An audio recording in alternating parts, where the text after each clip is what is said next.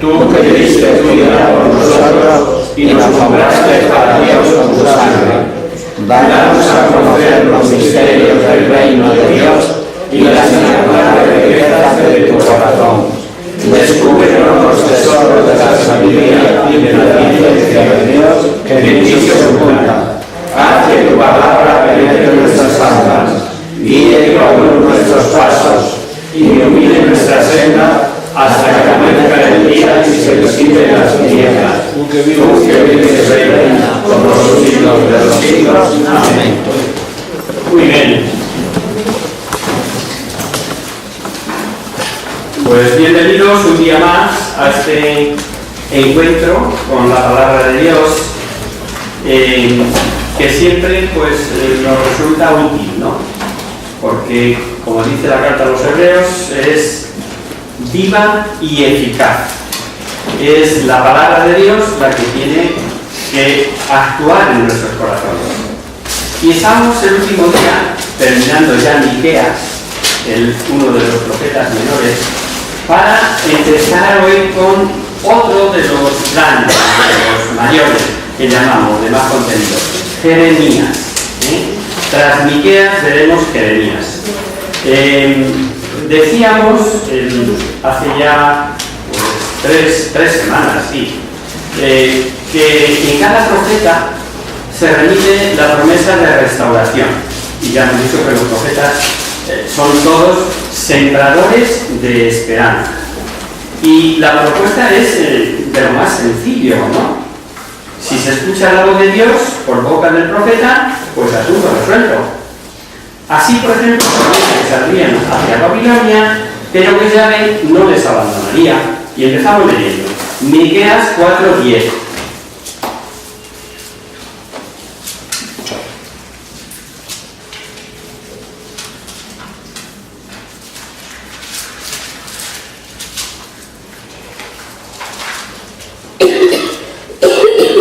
¿Lo tenemos? Retúércete y guía, hija de Sión, como mujer en parto, porque ahora saldrás de la ciudad, irás a vivir al campo, llegarás hasta Babilonia y allí serás salvada de la mano de tus enemigos. De allí, de Babilonia, te rescatará Yahvé de las manos de tus enemigos. De igual manera, y como había profetizado Isaías, al final de los días se asentará el monte de la casa de Yahvé, sobre todos los montes. Jeremías dijo también. Sí, primero Miqueas y luego veremos Jeremías. Eso es. Primero terminamos Miqueas, ¿vale? Y os decía que mejor leemos. Miqueas 4, 1, 2. Sucederá en el futuro que el monte del templo del Señor será asentado en la cima de los montes y se alzará sobre las colinas.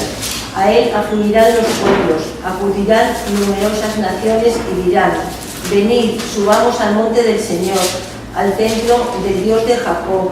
Él nos enseñará sus caminos y nosotros seguiremos sus senderos. Pues la ley saldrá de Sión y la palabra de Dios de Jerusalén. De Jerusalén saldrá la palabra de Dios. Que desoyendo a los profetas los persiguen, los maltratan e incluso los matan, pues sufrirán las consecuencias. Aunque Dios siempre se reserve un resto. Mirad lo que dice en 7, 18, 19. Esta cita es preciosa. Es para si hacemos el propósito de guardarnos alguna cita o algo que nos haya llamado la atención de cada profeta, esta merece la pena recordarla. 18 y 19. ¿Qué Dios hay como tú, de Miqueas? Sí. ¿Qué Dios hay como tú que quite la culpa y pase por alto el delito del resto de los de la heredad? No mantendrá su cólera por siempre, pues se complace en el amor. Volverá a compadecerse de nosotros y soltará nuestras culpas. Tú arrojarás al fondo del mar todos nuestros pecados. Es como una oración, como un salmo de llamada al perdón. Y el final, que por eso os decía que es digna de guardarnos esta cita, es de lo más consolador, de lo mejor que se nos puede contar. Tú arrojarás al fondo del mar todos nuestros pecados, que no los vas a tener en cuenta. Y en el Nuevo Testamento, con independencia de que alguna cita pudo referirse a Miqueas, tenemos una famosa, súper conocida, y sobre todo por los sabiondos de la época en Jerusalén. Buscar Miqueas 5.2, a ver si os suena, que os iba a decir de dónde es, pero mejor me lo decís vosotros a mí. Miqueas 5.2. Por eso el Señor abandonará a los suyos, hasta el tiempo que dé a luz la que ha de dar a luz. Entonces los que aún quieren volverán a reunirse. No me suena. ¿Miqueas 5.2? Sí. Por eso el Señor nos ama. Sí, sí, a ver si es. Entonces los que aún quieren volverán a reunirse con sus hermanos israelitas. Correcto, sigue. Él se mantendrá firme y pastoreará con la fuerza del Señor y con la majestad del nombre del Señor su Dios. Pues no, la debo de tener más cogida. Pero tú Belén de Efratá. Esa. Esa es. ¿Que me ha adelantado o qué? No, Esa es 5.2. Esa es 5.2. Entonces, ¿qué estábamos leyendo por aquí? 5.2. ¿De Miqueas? Sí. ¿Y tú qué tienes, Rígido? Esa la que acabo de leer. Pero esa es la que vamos a abandonar. Pero tú, Belén Efratá, pequeña para estar entre las familias de Judá, de ti me saldrá, Esa. que será el Señor de Israel. Esa es la que buscaba yo, que se os suena de qué es. La 1. Es la 1. Es el 5.1, es, no 5.1. O sea, no 5.2, es 5.1. Vale. ¿De qué os suena esta cita? Y tú, Belén, Algo de Isaías. de ti ha de salir el que ha dominado Israel. ¿No os suena de nada? A Isaías. ¿vale? No. Os tiene que sonar de cuando llegaron los magos y dijeron, ¿dónde tiene que ser? Bueno, que ha nacido el rey. Pero si el rey soy yo, que dice ni Herodes, pues sí que la vamos a liar buena. Y dice, a ver, ¿de qué habláis? Y, no, pues lo dice la escritura, Herodes, dice, y de aquí Belén, ha de venir de Belén de Efratá. Y los dirige allí, la caravana de los reyes magos, y luego, pues le decís dónde está, y luego ellos, avisados por un ángel, se fueron por otro camino, ¿no? Pues esta cita que buscaron los sabiendos de la época para saber dónde tenía que nacer el Mesías es de Miqueas, esta que acabamos de buscar. Y era conocida de los conocedores de la Sagrada Escritura. Hay otra cita que nos cita Juan, valga la redundancia, buscar Juan 7, 41 y 42.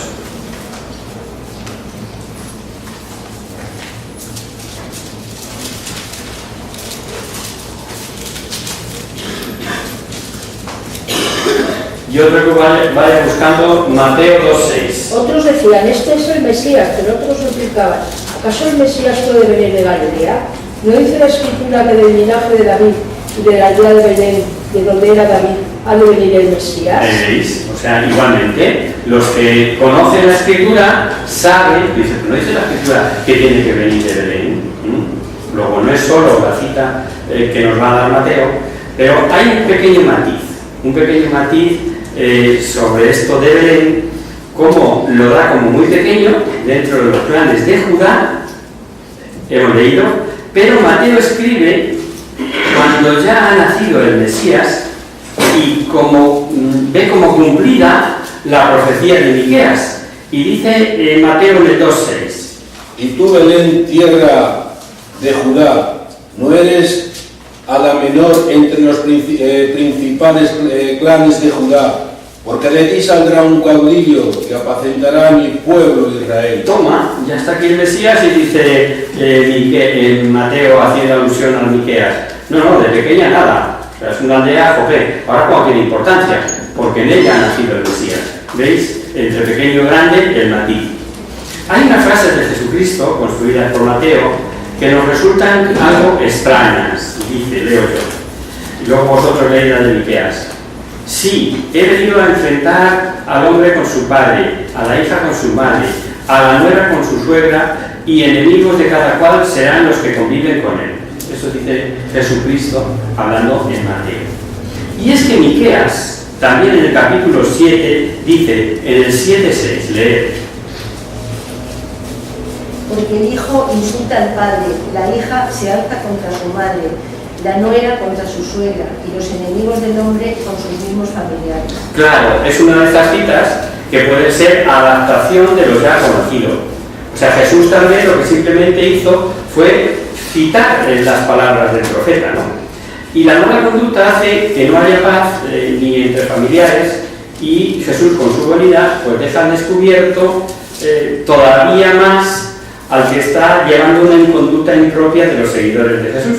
Y es por eso que quizá recordó lo dicho por Miqueas. Y hasta aquí nuestro profeta menor, Miqueas. Solo 7 capítulos, pero con un contenido súper interesante. Y si me piden, repito, que me quede con una sola frase de este profeta, que es la que es tremendamente consoladora, es: ¿qué Dios hay como tú que quite la culpa y pase por alto el delito? Volverá a compadecerse de nosotros, pisoteará nuestras culpas, tú arrojarás al fondo del mar todos nuestros pecados. Miqueas 18:19. Sí. Pues nos quedamos con esa cita para nosotros, como un resumen perfecto, si no resumen, por lo menos digno de recordar, referido a Miqueas, aparte de lo de Belén, que ya no se nos va a olvidar, cuando lleguemos a Nochebuena y tú dirás allí en la misa del gallo, ¿ves? Eso era de Miqueas. Exacto, muy bien. Esa es la segunda parte de estos cursos, ¿no? Que uno aprende alguna cosilla de cultura bíblica. No es el principal objetivo.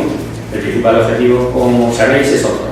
Es ponernos en contacto con la palabra de Dios y que nos ayude a todos, ¿no? Buscar la esencia del mensaje, no aprender por aprender. Pero lo que ayuda es que pues aprender, ahí está, ahí está. Pues bien, tras esto vamos a abordar un nuevo profeta, de los que llamamos mayores, que es Jeremías. El amigo Jeremías, como sabéis, tiene 3 libros. ¿Alguien es capaz de decírmelo? No. Bueno, pues lo digo yo.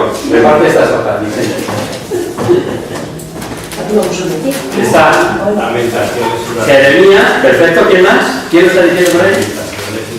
Lamentaciones y Barú, claro, lo ha dicho Vicente, que todo un sabio. No te pongas. Si lo dice el profesor, ¿verdad? Jeremías, las lamentaciones de Jeremías, que también son suyas, se le atribuyen a él, y hay un tercer libro profético que es Baruch, que es el secretario de Jeremías, que forma con los otros 2 la trilogía atribuida a Isaías: Jeremías, Lamentaciones y Baruch. Bueno, pues ahora nosotros nos vamos a centrar solo en Jeremías. Y hay en este libro como 4 periodos que podríamos considerar por distintas circunstancias fraccionables. Bueno, pues para facilitar un poco el estudio de este singular profeta. Y por eso os ha repartido Vicente esta hoja, que yo creo que es bastante ilustrativa, porque tenéis ahí en paralelo, cronológicamente hablando, se entiende, los reyes de Judá en la primera columna de la izquierda, los profetas en el centro y los reyes del reino del norte de Israel en la columna de la derecha, que como veis se interrumpe en Oseas, en el rey Oseas, que es el último rey de Israel. ¿Por qué? Pues porque son conquistados y son ya llevados a Asiria. Y luego ya vienen los reyes que hay en Babilonia y en Persia. Os he puesto ahí abajo que en negrita están los 16 profetas escritores, los 4 mayores más los 12 menores. Y el primero que aparece en negrita ahí es Jonás, Amós, Oseas. Los 3 son contemporáneos, de los 3 que hemos hablado. Bueno, perdón, de Jonás no hemos hablado, pero bueno, vamos a hablar, aunque se le puede clasificar en 2 épocas. Isaías, que lo vimos, Miqueas, que lo vimos, y aunque Nahum está por encima, Jeremías es el que nosotros vamos a abordar. Son prácticamente contemporáneos. Jeremías, Nahum, Joel, Habacuc y Sofonías, como veis, están los 4 o 5, en la misma línea, en los mismos años. Y claro, nosotros tenemos que seguir un orden para estudiarlos. Pero no cabe duda que orientan. Y además de estos que están en negrita, hay otros profetas por ahí que veis: Samuel, menudo profeta Samuel, ¿no? Y Natán, y Semaías, y Jehú, y Elías, no es nadie Elías, y Eliseo. Pero ¿por qué no están en negrita? Porque no hay escritos suyos, no hay libro profético de Elías, ni hay libro profético de Eliseo. ¿Por quién conocemos las andanzas de estos profetas? Por los libros paralelos, sobre todo Primera y Segundo de Reyes y Primero y Segundo de Crónicas, que es la historia de Israel. Y igual que cuando hablamos de la historia de la salvación, os decía que los profetas estaban intercalados en la historia de Judá y la historia de Israel con los reyes contemporáneos. Aquí ahora estamos viendo la segunda parte. Estamos viendo los profetas insertados en los políticos de su tiempo, en los reyes de su tiempo, tanto en el reino del norte como en el reino del sur. Esto, para echar un vistazo y verlo así de simple vista, y, a ver, estamos en Jeremías, aquí de quién habla. Habla de Josías, de Joacás, de Joaquín, de Joaquín, de Sedequías, porque el profeta Jeremías abarca esos dos puntitos, ¿no? Desde el puntito a el rombizo, esa línea. Entonces ya sabemos qué contemporáneos son reyes de Judá de Jeremías. ¿Y de quién podemos hablar también si hablamos de que ya está el reino de Babilonia ahí a la derecha? Pues podemos hablar de Nabucodonosor, sobre todo, ¿no? Y de Nabopolassar, justo en la misma línea, ¿lo veis? ¿Que sí? ¿Lo seguís? Vale. Os olvidaros ahora del papelito, lo dejáis ahí y me escucháis a lo que iba a deciros. Pero que esto es para vosotros, para que lo guardéis y tengáis la cronología, ¿no? Digo que hay como 4 periodos. El primero sería el tiempo de Josías, del año 632 más o menos. Este rey de Judá, Josías, es uno de los poquísimos reyes fieles que llevó a cabo una reforma religiosa de suma importancia. El segundo periodo serían tiempos del rey Joaquín. Este rey fue impuesto por el faraón Necao. Y el tercer periodo sería comprendido en los tiempos de Sedecías, o sea, el inmediato a las ruinas de Judá. Y el cuarto periodo, pues sería que este profeta dedica a la consolación de los vencidos y la reconstrucción religiosa y nacional del país en colaboración con el gobernador que ha dejado Babilonia, que ha sido nombrado por Nabucodonosor, que es Godolías. Pues bueno, con este esquema temporal, así en nuestra cabeza, vamos a ir viendo este genial profeta. En tiempos de Josías, el primer periodo a los que hacía alusión, apareció el libro de la ley, como nos narra el segundo libro de los Macabeos. Sin perder Jeremías, coger el segundo, de Macabeos, de Reyes. Segundo libro de los Reyes. Ir buscándolo ya. Segunda de Reyes, y vamos a leer pues del 22, del 23, por ahí.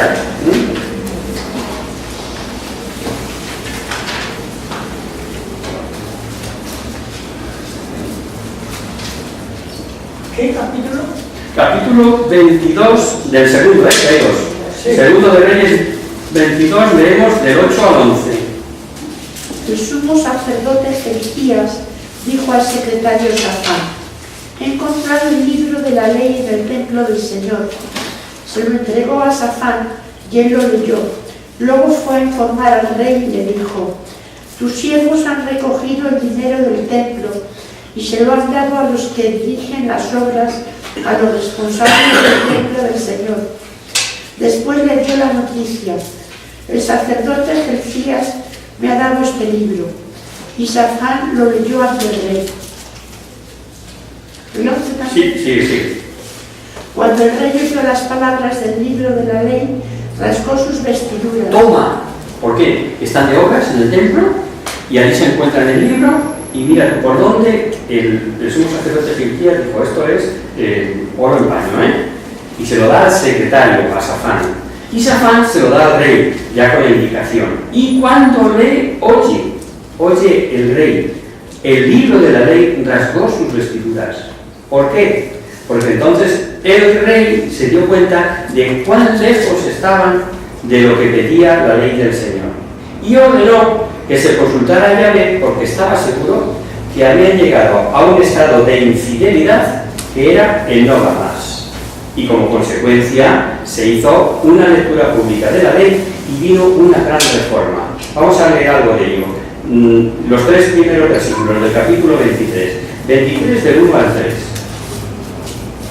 El rey mandó convocar a todos los ancianos de Judá y de Jerusalén. Después subió al templo del Señor con toda la gente de Judá y todos los habitantes de Jerusalén, sacerdotes, profetas y todo el pueblo, chicos y grandes. Leyó ante ellos todas las palabras del libro de la alianza encontrado en el templo del Señor. Y puesto de pie junto a la columna, selló ante el Señor una alianza, comprometiéndose a seguirlo, a guardar sus preceptos, mandamientos y leyes, con todo su corazón y toda su alma, y a practicar las cláusulas de la alianza escritas en aquel libro.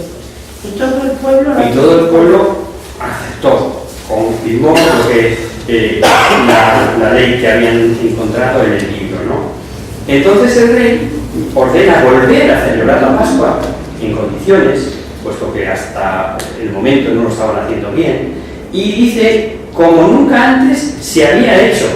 Pásate al 21-22 de ese capítulo.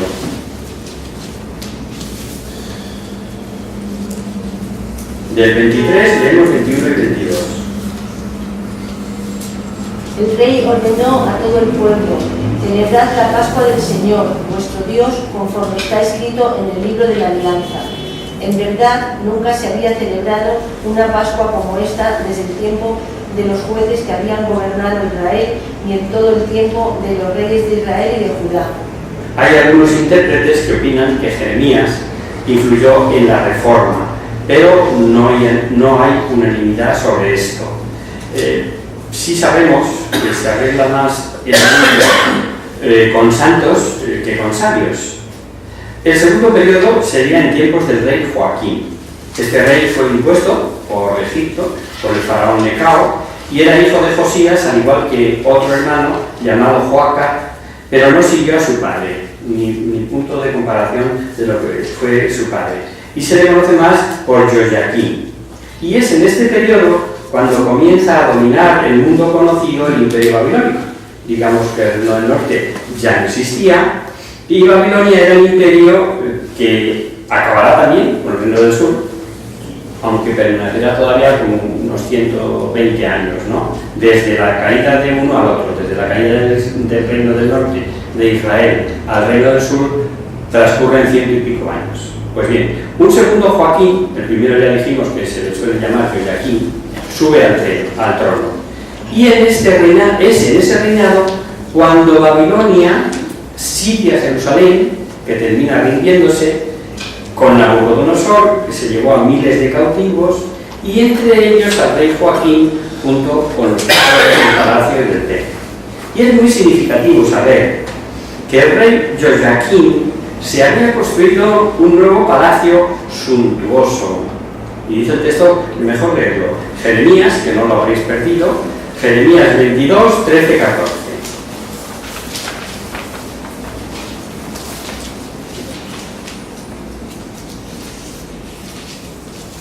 En los profetas de Samaria, ¿es eso?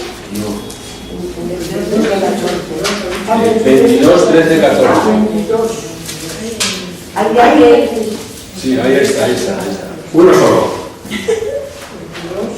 Hay de aquel que edifica su casa con injusticias y sus pisos violando el derecho, que hace trabajar al prójimo de balde sin pagarle su sueldo.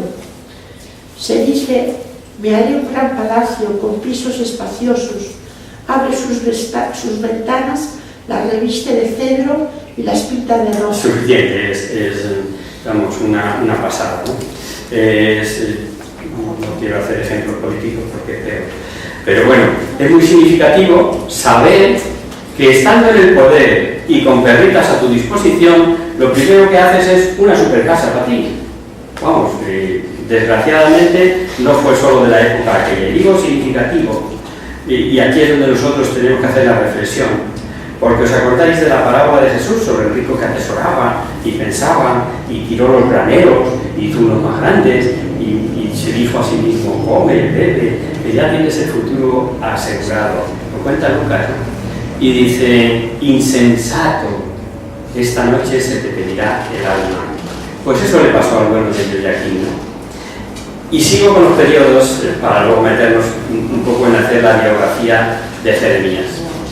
El tercer periodo sería el comprendido entre en tiempos de Sedecías, o sea, el inmediato a la ruina de Judá con el último rey y la catástrofe final y total. Y este Sedecías se llamaba Matatías y era hijo de Joaquín. Y al ser deportado fue nombrado por Nabucodonosor, rey de Judá, con el nombre de Sedecías. De esta forma, el marco histórico de Jeremías comprendería estos 4 periodos con muy distintas circunstancias que hace falta tener en cuenta. Jeremías vive la mayor tragedia de su pueblo, pues tras la reforma de Josías, profanada por sus sucesores, Jeremías sufrió en el año 586 la catástrofe que significó la invasión de Judá por los babilonios, que destruyen toda Jerusalén, que acaban con todo el reino del sur, y Jeremías ya había advertido, ya había voceado hasta con símbolos que no ofrecían lugar a dudas y que veremos cómo debían cambiar de conducta, de alianza y volver a Yahvé, que era lo que en realidad les convenía. Que se olvidasen de una vez de Egipto, que no, en Egipto no vendrá salvación, y si acaso que pactasen con la poderosa Babilonia, que ya se había merendado el imperio egipcio, el asirio y era dueño de toda la cuenca del Mediterráneo. Pero no le hicieron caso, sino que le tildaron de antipatriota, de traidor, y por ello sufrió lo suyo, aun antes de la ruina en la que luego lo sufrieron todos. Sedecías, que como veremos después, tenía sumo respeto por los consejos que le daba Jeremías, no fue capaz de seguirle por la presión de los cortesanos. No sería el rey si no fuera por los cortesanos, ¿no? Pero además de directores, de cargos políticos que se dejaban llevar por la dejación, por la comodidad, etc. Yo soy un en la burra, no tengo problemas. Y desoyendo una vez más a Jeremías, pues se rebelan contra Nabucodonosor, así tan tranquilos. Y entonces Nabucodonosor dijo, se acabó. Y no quiso hacer lo que había hecho anteriormente con el rey Joaquín, sino que tras sitiar Jerusalén durante 20 meses y ante lo insostenible de lo serio, Sedecías intentó huir, pero fue apresurado en Jericó. Lo vemos. La ciudad sitiada hasta el año 11 de Sedecías, mejor lo leéis. Segunda de Reyes 25, del 4 al 7.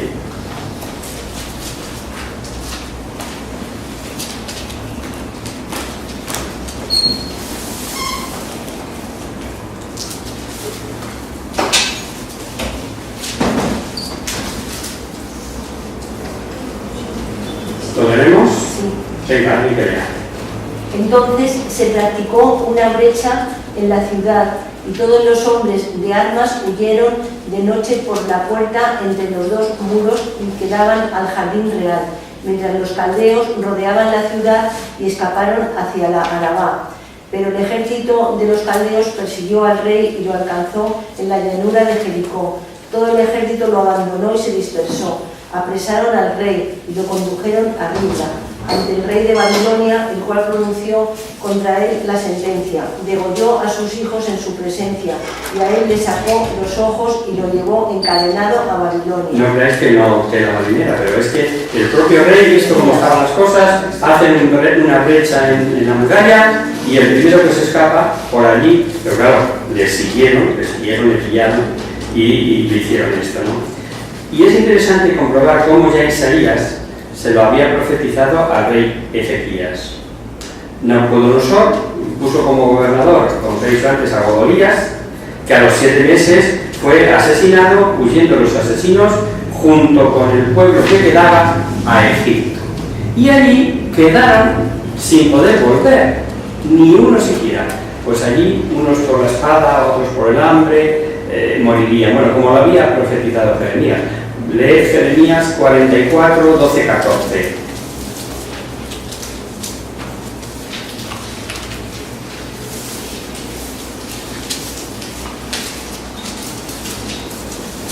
Tomaré a los supervivientes de Judá, los que se obstinaron en venir a vivir a Egipto, y perecerán todos en la tierra de Egipto, caerán a espada, morirán de hambre, desde el más pequeño al mayor, a espada y de hambre morirán, y serán objeto de execración, de horror, de maldición y de oprobio.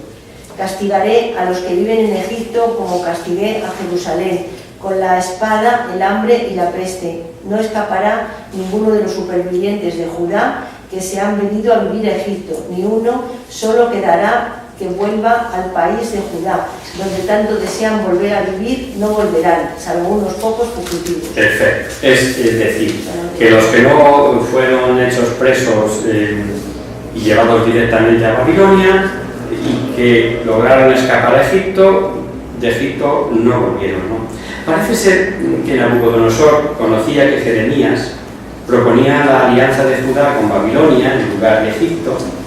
Lo cierto es que se le dio a elegir al profeta 3 opciones y él optó por la segunda. Primera, ir a Babilonia con categoría. 2, quedarse en Judá con Godolías. Y 3, que fuera a vivir donde él quisiera.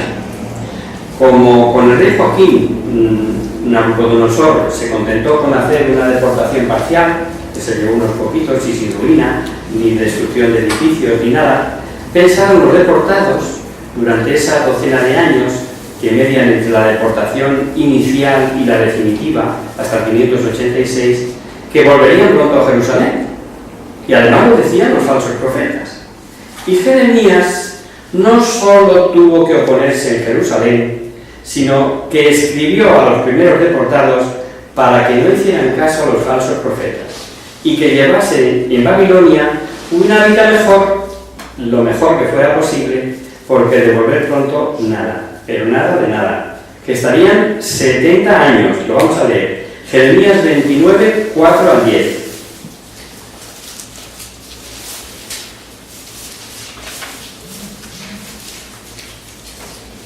Así dice Yahvé de los ejércitos, Dios de Israel, a todos los cautivos que yo he desterrado de Jerusalén a Babilonia. Construid casas y habitadlas, plantad huertos y comed sus frutos. Tomad mujeres y engendrad hijos e hijas. Dad mujeres a vuestros hijos y maridos a vuestras hijas, y tengan hijos e hijas. Multiplicaos allí en vez de disminuir. Sigue.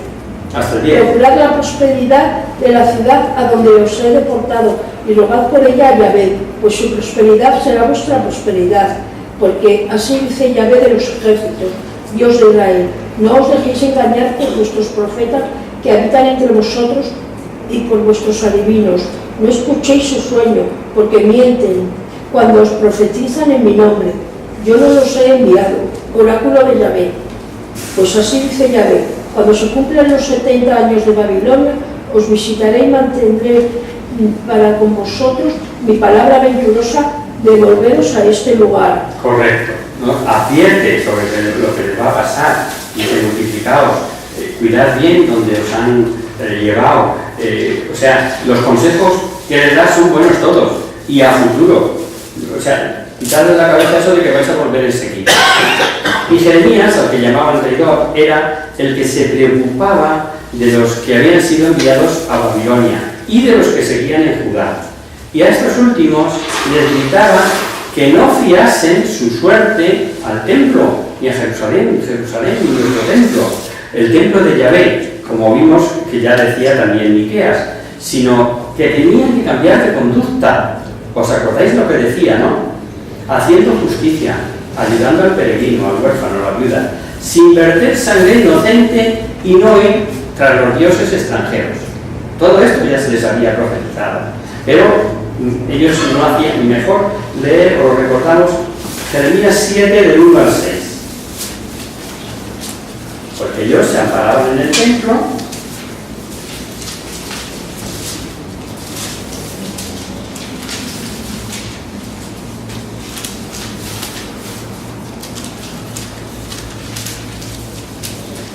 El Señor dirigió esta palabra a Jeremías.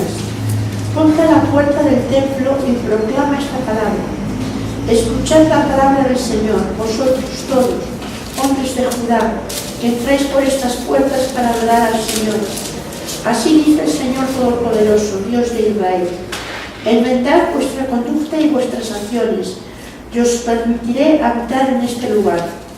No os fiéis de palabras engañosas repitiendo: el templo del Señor, el templo del Señor, el templo del Señor.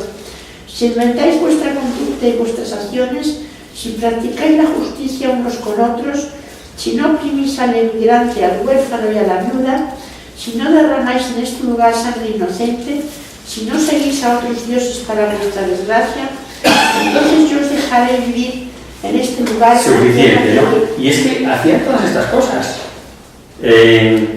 Y luego iban al templo. O sea, les da igual defraudar que verter sangre inocente, incluso en el propio templo, que es gordo, ¿no? Y todavía el templo de Yahvé. Trasladado a 2019, podríamos decir: no, yo soy cristiano, pero es que yo soy de Cristo. No, cuidado, yo soy de Cristo. Pues como no hagan las acciones de Cristo, listo, almacén.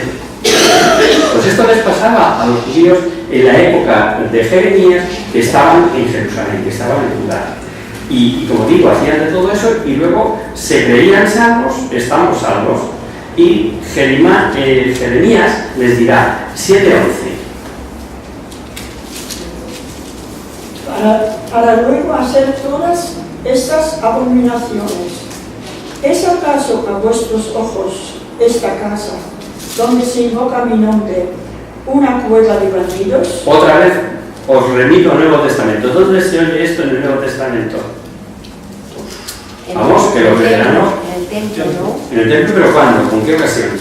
Comienza los mercaderes. Cuando Jesús a los mercaderes, efectivamente. Habéis hecho de mi casa casa de bandidos. Bueno, pues nos está. Que lo va. No, que va a bandigazos, dice. Sí, con unos. les atiza porque él coge unos látigos y los echa a todos. Pero no latigueó a nadie. Ah, no. Que va. Eso es un. Bueno, el día que demos un Nuevo Testamento lo explico. O si queréis lo explico ahora. Yo pensaba que había cogido un látigo que le ha dicho fuera. Les tiraron los campistas. Lo que dice el texto, literalmente, es que Jesús, es verdad, que se enfadó mucho, pero no cogió aquellas cuerdas que había por el suelo como un flagelo, sino como espantar, o sea, deshacer aquel tinglado que tenían montado allí, ¿no? A ver, aunque nos pasemos, no me importa, cuando llegan estas ocasiones también hay que aprovechar para explicar. Cuando hablamos del templo de Yahvé, no hablamos solo del templo, sino de todo el conjunto del templo. Cuando hablamos de la Almudena, no solo hablamos de la Almudena, sino de la explanada de la Almudena, o del Cerro de los Ángeles, la Basílica y la explanada que tiene delante, o de la mezquita de Córdoba, la Alhambra de Granada, pues todos, es igual, cojamos la que cojamos. Hay un patio de naranjos grande, adelante tiene. Pues donde estaban mercadeando estos mercaderes en la época de Jesús es en los atrios del templo. Y estaba institucionalizado, ojo, es decir, si yo tengo que comprar aceites o aloes, tengo que ir al mercado del templo, que es donde lo venden. Si tengo que comprar una ovejilla para un sacrificio, pues tengo que ir al mercado del templo, que es donde lo venden. Y así con todo. Lo que empezó bien, terminó muy mal. Aquello se había convertido en el Guirigay número 1 y se olvidaba la principal función del templo. Jesús recurre a esta cita, pero es que le viene como anillo al dedo, ¿no? Habéis hecho de mi casa una casa de mercadeo, de bandidos. Dice, expulsó a los vendedores, arrojó a los animales. O sea, se supone que derribó la mesa de los campistas, abrió la jaula de las palomas. O sea, lo que hizo Jesús no fue liarse a latigazos, sino que cogió unas cuerdas del suelo y se valió de ellas para todo eso, para espantar a las vacas, para espantar a los corderos, etcétera, etcétera. Este pasaje, cuando estudiamos el Nuevo Testamento y en particular Cristología, vital. ¿Y por qué os digo esto? Porque sería una contradicción concebirlo de otra manera en la persona de Jesús. Cuando uno estudia a Jesús como hombre y como Dios, no cabe en él ni esto de lo que no se puede asociar con el cordero manso y humilde de corazón. ¿Que se enfadó? Sí.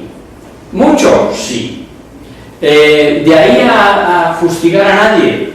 Para nada, en absoluto.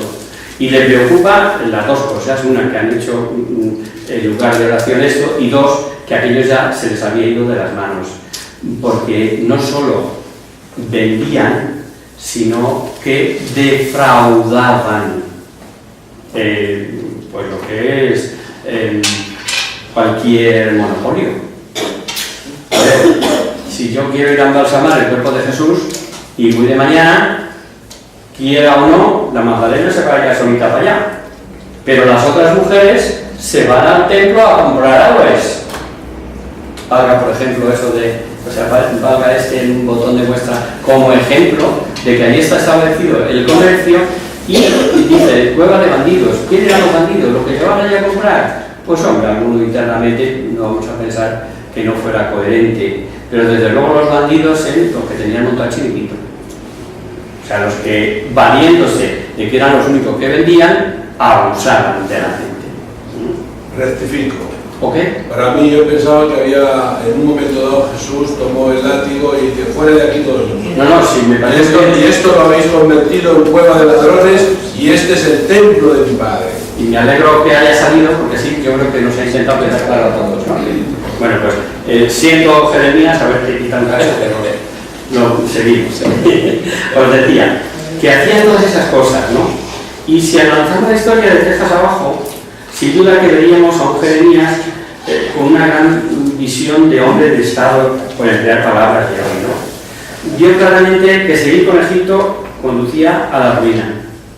Se anticipó previendo el poderío que llegaría a tener Babilonia, para aconsejar que se llegara a tratar con ella, aunque él sufrió lo suyo en forma de calumnias, de ser tachado de traidor. Hay, no obstante, un hecho aleccionador. Es el misterio del hombre y su libertad. En concreto, cuando el falso profeta Ananías profetizaba el retorno del rey Jeconías, hijo de Joaquín, y que iba a venir con los utensilios del templo que se habían llevado a Babilonia, y cogió y Ananías, así dice el Señor: ha roto un yugo de madera, pero yo lo sustituiré por uno de hierro. Pues así dice el Señor Todopoderoso, Dios de Israel: voy a poner un yugo de hierro al cuello de todas estas naciones para someterlas a Nabucodonosor, rey de Babilonia, y quedarán sometidas a él. También entrego las bestias del campo. Entonces el profeta Jeremías dijo al profeta Hananías: escucha, Jeremías, el Señor no te ha enviado y has hecho que este pueblo se apoye en la mentira. Por eso así dice el Señor: te haré desaparecer de la faz de la tierra. Este mismo año morirás por haber predicado la rebelión contra el Señor. Y aquel año, en el mes séptimo, murió el profeta Hananías. En aquel año, en el mes séptimo, murió Hananías, ¿no? Pero luego vemos la historia de Texas abajo, como es, observando la voluntad permisiva de Dios y su previdencia. Vemos cómo Dios permite los errores humanos porque respeta su libertad, pero los aprovecha para que el hombre, al comprobar las consecuencias, se vuelva a Yahvé, se vuelva a Dios. Y aunque sea por necesidad. Os he hecho mención alguna vez al libro de San Francisco de Sales, el arte de aprovechar nuestras propias culpas. Y es el Señor que nos conoce y que permite que nuestras debilidades puedan ser incluso ocasión de poder adherirme más al Señor. Es lo que San Ignacio de Loyola propone en el examen particular de cada día, en sus ejercicios espirituales, ¿no? Las culpas y las faltas no son para regodearnos en ellas, ni para chincharme, ni para flagelarme, sino se me abre una gran puerta para que, reconociendo mi miseria como soy, actúe en mí la misericordia de Dios. Desde ahí hay que mirarlo, no puede ser de otra manera, ni masocas, ni fuera de que no. Y si no, no sé si os acordáis de lo que decía el profeta Oseas, ¿no? Con la esposa aquella infiel, aunque vuelva a mí, aunque solo sea por necesidad, o mejor, el hijo pródigo, que permite que, habiendo pasado por eso, vuelva al Padre, ¿no? Dios en su providencia permite los errores humanos porque respeta nuestra libertad, pero los aprovecha para que el hombre, al comprobar las consecuencias, vuelva a Yahvé, vuelva a Dios, aunque sea por necesidad. Y volviendo en esa historia, observamos que toda la tragedia de Judá se produjo cuando ya la moral y la religiosidad habían caído al punto más bajo. Para entendernos, dirían que Dios no podría soportar más, que la copa había llegado hasta el borde. Pero aún así, qué bien lo revela Jeremías. Dice que le volvía la espalda y que no, mejor leerlo. 32, del 32 al 33.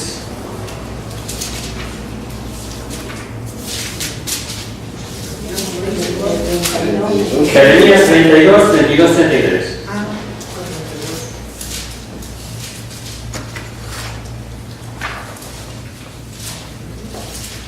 Por el mal que los hijos de Israel y los hijos de Judá han hecho para irritarme, ellos, sus reyes y sus príncipes, sus sacerdotes, sus profetas, las gentes de Judá y los habitantes de Jerusalén, me han vuelto la espalda en vez de darle la cara. Yo los he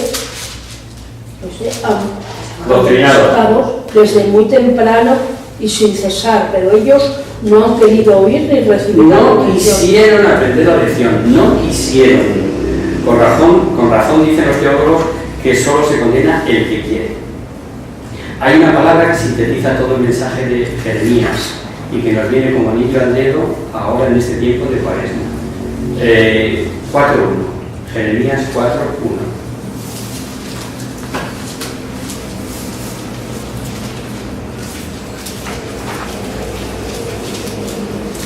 En aquel día, 7 mujeres echaron mano. ¿No? Si te conviertes en Israel, volverás a mí si quitas de delante de mí tus abominaciones. No andarás errante. Suficiente. Si volvieras, Israel, oráculo de Yahvé, si a mí volvieras, si quitaras tus monstruos abominables y de mí no huyeras, es conversión. Conversión, conversión, conversión. Estamos en tiempo de Cuaresma, pero no quisieron, como dice, limpia de maldades tu corazón, limpia en el 4.14, para lo que toméis nota. ¿Hasta cuándo durarán en ti tus pensamientos torcidos? Pero no quisieron. Solo en los cuartos nos quedamos aquí. ¿Os parece? El próximo día continuamos con nuestro querido Jeremías. ¿Alguno que gusta? Pues venga, rezamos a la oración. En el nombre del Padre, del Hijo y del Espíritu Santo. Amén. Virgen, venga como la luna, delicia del cielo, en cuyo rostro se miran los santos y se contemplan los ángeles. Haz que nosotros, tus hijos, nos parezcamos a ti y que nuestras casas reciban el umbral de esa belleza tuya, que no decae con los años, sino que brilla en la eternidad. María, sol del cielo, despierta la verdad de la muerte, e ilumina los espíritus y que haya tinieblas, reflejándote en los rostros de tus hijos, de tu misterio de cruz. María, por nuestros enfermos, concédenos la vida de la gloria. Somos alegres y nuestro brillo se la más pura nos sentimos seguros del Señor. Él conoce el poder que quiere y teniendo con la sabiduría, sálvanos María, bella como la luna, única para nosotros, tenible